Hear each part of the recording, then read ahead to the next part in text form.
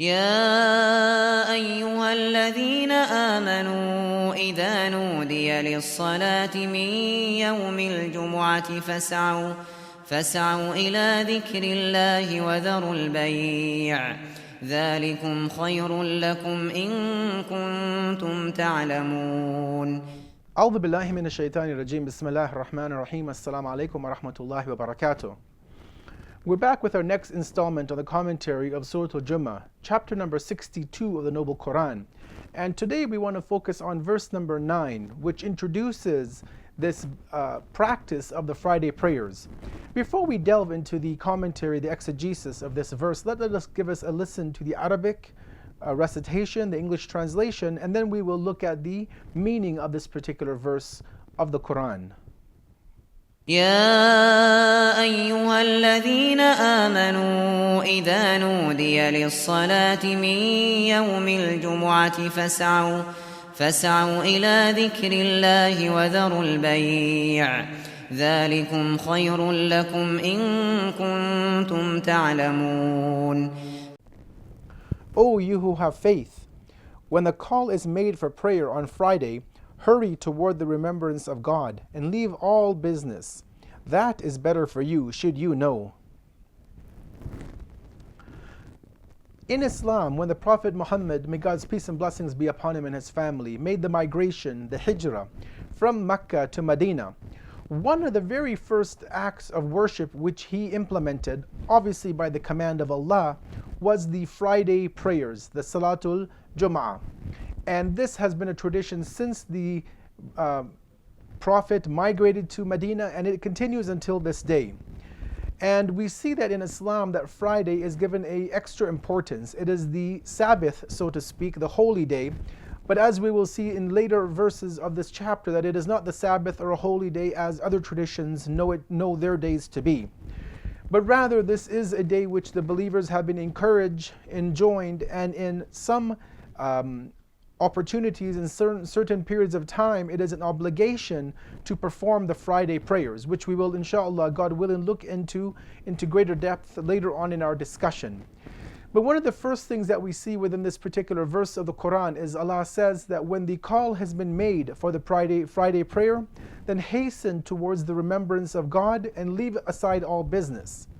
But one of the things that the faithful will appreciate when we come to the Friday prayers is that yes, we leave our work, our business, our school, our free activities on the day of Friday to go towards the masjid, the religious center, to offer the Friday prayers.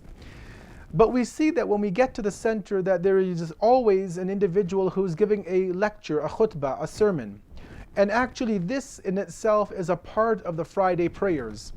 meaning that the two sermons which are delivered before the actual prayer begins are actually the dhikr of Allah, are the remembrance of Allah, and in which the speaker has been enjoined, has been advised in the traditions to speak about certain topics of interest to the community. And we will also try to delve into some of these areas in further detail in our discussion today. But we see that when we hasten to the mosque on Friday, it is not to immediately start the prayer, but rather to sit, to listen to the sermons, and then once the two sermons have been completed, do we actually begin the recitation of the 2 rakat prayers for the day of Friday. One of the interesting things that comes about when we read the Qur'an and reflect on the traditions of the Prophet and the infallible family, may God's peace and blessings be upon them all,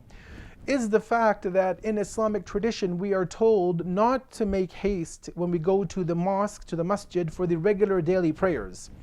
And in fact there are traditions which we will see that tell us that when you go to the mosque, go in a very solemn, humble manner, observing all the etiquette which our jurists speak about within their books of Islamic laws and jurisprudence. However, there is an exception to this rule, which is the particular Friday prayers that we are looking at in this discussion. And as we saw in the verse of the Qur'an, Allah says, فَاسْعَوْا إِلَى ذِكْرِ اللَّهِ, that run, hasten, make haste to attain the remembrance of Allah, to reach to the remembrance of Allah. And so we see that at one level, that yes, for the daily prayers we are enjoined, we are advised to take it easy and slowly and obviously get to the center on time to pray. But for the Friday prayers, we are highly encouraged to actually make a way to the center, to hurry up and get there in time, to be a part of the congregation. And there are many traditions which speak about the importance of being in the congregation even before the sermon starts. For example, we have traditions which mention to us that the angels are positioned at the doors of the masjid, and the angels are writing down the names of the individuals who come into the mosque on the Friday prayers. And the tradition mentions that once the adhan has been given and the speaker begins to deliver the sermon, the angels metaphorically close their books and they stop writing down the names of the participants of the Friday prayer. And so there is an encouragement within our tradition to ensure that we are at the Friday prayers on time, well before the adhan time as much as we can, to ensure that we gain the maximum reward for this divine heavenly act that we are going to perform on the blessed day of Friday. Let us share with us one of the traditions in terms of the importance of this act of the Friday prayers and hastening towards the remembrance of Allah. We're told in the hadith the following statement: when you are making your way to the daily salat, then do not go towards it running. Rather, make your way to it in peace and tranquility of body. And when you reach there, pray what you are present for and make up that which you have missed. Again, this shows us that when it comes to the daily 5 prayers on any day except for the Friday congregational Jumu'ah prayer, that we have been encouraged and advised to be humble, peaceful, walk in a slow, modest means. But again, for the Friday prayers, we see a unique opportunity and a unique change in even in the method of how we reach towards the Friday prayers. One of the things also that becomes very interesting and a point of discussion amongst the Muslims and even non-Muslims when they look at the acts of worship within our tradition is the fact that this Friday prayer is preceded by 2 sermons. And we see that when we look at the content of what must be delivered or what should be delivered in terms of the sermons, we see an amalgamation of religion and politics. And when you mix both of them together, you get Islam. You get this religion which is not only concerned with the other world, with the next world, with the attainment of paradise, but also with what is happening in the world that we are living in right now. And so we understand that political affairs, that talking about the situation and the plight of Muslims around the world, whether it be local in our own city, in our own province, in our own state, in our own country, or on the greater scale of the global Muslim Ummah,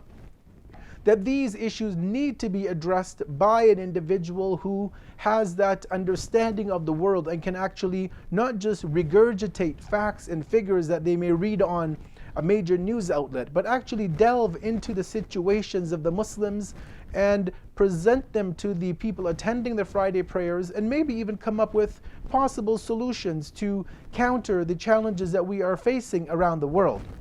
Let us now focus on a lengthy tradition from the 8th Imam of the Ahlul Bayt, Imam al-Radha, may God's peace and blessings be upon him. And in this tradition, which has been quoted by the late Ayatullah Murtada Mutahari in his discourse which he gave on the history, the philosophy, the wisdom of Salat al-Jumu'ah, he quotes a lengthy tradition in which the 8th Imam speaks about the content of the sermons of the Friday prayer. Let us go over this in stages in the tradition, piece by piece, so that we can get a better understanding of what the 8th Imam had envisioned for his followers of what should be the content of the khutbah, of the sermon of the Friday prayers. He begins by stating the following: surely the sermon on Friday has been placed there since Jum'ah, Friday, is the gathering day of the common populace.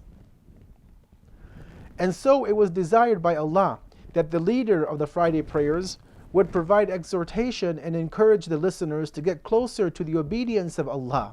and to warn them concerning going against the laws of Allah.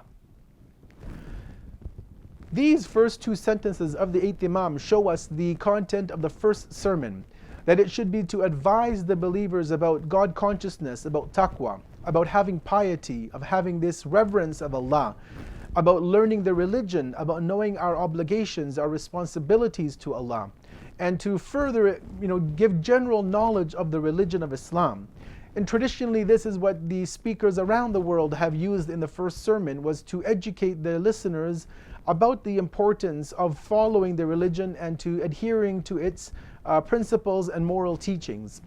But now in the second portion of the tradition from the 8th Imam, we see the actual content that needs to be spoken about within the second sermon of the prayer. And he says the following: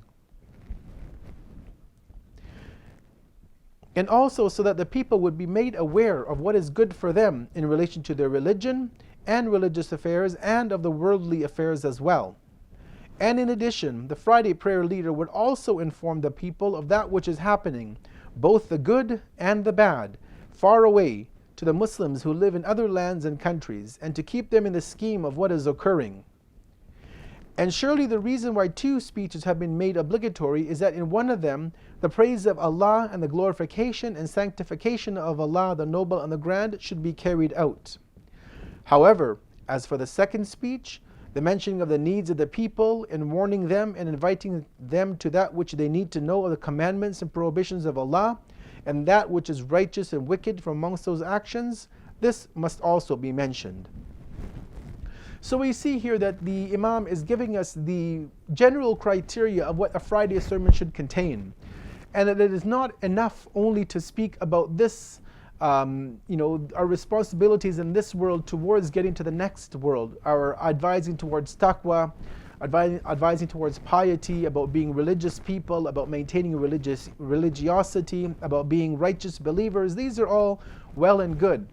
But he shows us the second sermon needs to be something where the believers can be acquainted with what is happening around the world. It's not enough for us to merely open up a cable television news outlet or read headlines on the internet and see what's happening in the world, because as we know that the media has a tendency and a bias towards certain countries, certain groups, certain religions, certain individuals. And so were we to take our information solely from these sources, we would not be getting a clear picture of what Islam has in store for us as human beings and as those who are trying to maintain justice in the world. But when we come to the Friday sermon and the speaker is well aware of worldly intrigues and politics and things that are happening around the world, then definitely he will be able to not only let us know what are the most important and pertinent issues that we should be thinking about, but also possible solutions to overcome some of the challenges that Muslims are facing around the world. And so we end here with this look at this particular verse of Surah al-Jumu'ah, and inshallah, God willing, we will continue this discussion to see the other aspects of the Friday prayers as has been envisioned within the Qur'an, and also the teachings of Muhammad wa ali Muhammad. Wassalamu alaikum wa rahmatullahi wa barakatuh.